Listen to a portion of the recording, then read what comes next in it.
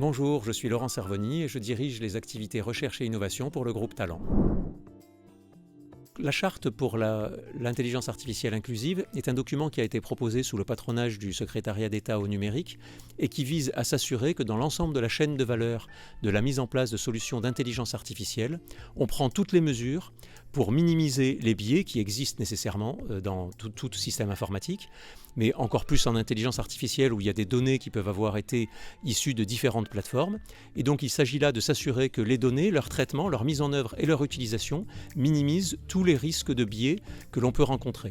Par ailleurs, l'autre aspect de la charte est aussi de s'assurer que l'ensemble des utilisateurs ou les différentes solutions sont aussi issus de différents profils qu'il peut y avoir des entreprises, sans distinction de religion, de race, de sexe, etc.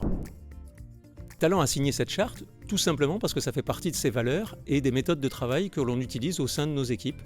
D'abord, les recrutements chez Talent sont évidemment respectueux de la législation française et donc il n'y a aucune discrimination à l'embauche. Et sur l'ensemble des équipes qui travaillent sur des projets d'intelligence artificielle, on s'assure de mettre en place des méthodes qui visent à minimiser toutes les discriminations. C'était donc une évidence pour Talent de signer cette charte pour confirmer en fait tous les engagements que l'on a pris dans ce sens. Au sein du centre de recherche, on a mis en place plusieurs projets qui visent à déterminer s'il y a des discriminations dans certaines intelligences artificielles ou des biais.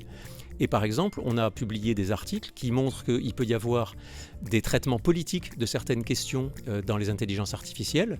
On le voit vers certaines IA génératives sorties ces derniers mois qui ne traitent pas les questions de la même façon selon que ces IA ont été entraînées dans un pays ou dans un autre.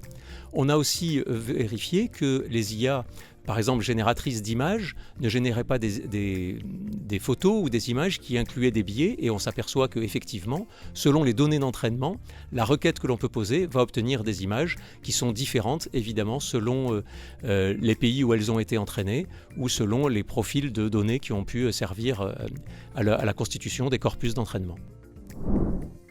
Talent est quand même une des rares sociétés à avoir un vrai centre de recherche qui fait de la recherche avec des publications scientifiques.